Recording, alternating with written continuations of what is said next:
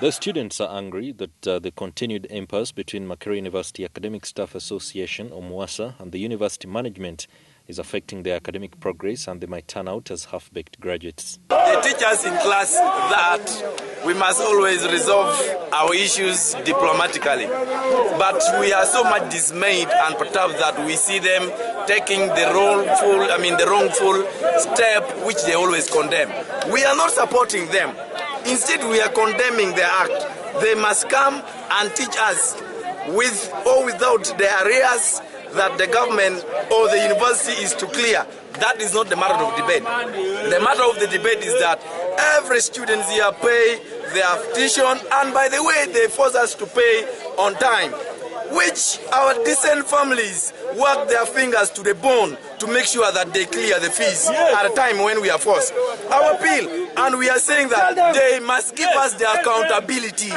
We need the accountability to be given to us, and the accountability is that we are entitled to education.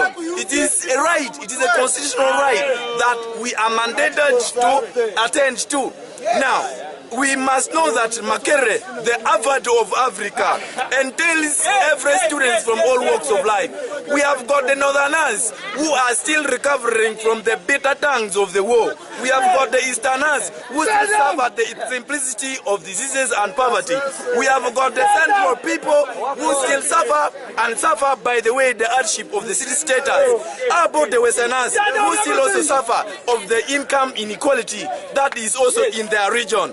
They all come here, and with all these differences, how do you tell me that somebody who has managed to pay the school fees and you are there arrogantly paying, shouting that you don't want to come and teach them? They have paid their money. We need them back.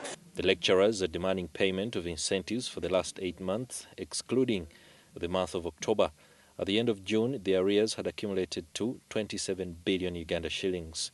But Makerere Convocation Chairman Dr. Tanga Odoi has denounced the MUASA team, saying they lack management skills. To him, incentives should not make lecturers go to strike. I've been a chairman of MUASA here, okay? We must at times judge the situation. It is unfortunate that lecturers yesterday said they cannot move on. So let's wait for what council gives us, because council members were there. Chairman council talked to them.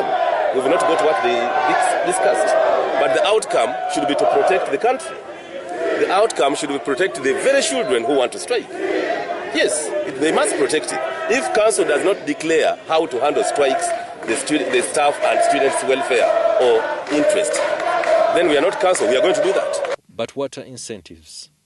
The incentives were introduced during the 2013-2014 academic year after teaching staff went on strike demanding 100% salary increment. They were meant to consolidate allowances that lecturers were earning from teaching evening program students and eradicate indiscriminate distribution of the allowances among lecturers. In September, the lecturers stopped teaching evening program classes after management's decision to cut their incentives by 75%. The University Council bowed to the lecturers' pressure and rescinded the decision to reduce the incentives on September the 14th. According to a statement presented to the lecturers by management, the cumulative budget versus the actual revenue deficit for the past 3 financial years stands at a staggering 72 billion Uganda shillings. This, according to management, has resulted into inability to meet financial obligations, service and operation interruption, poor service delivery, and inability to pay June salaries at the end of the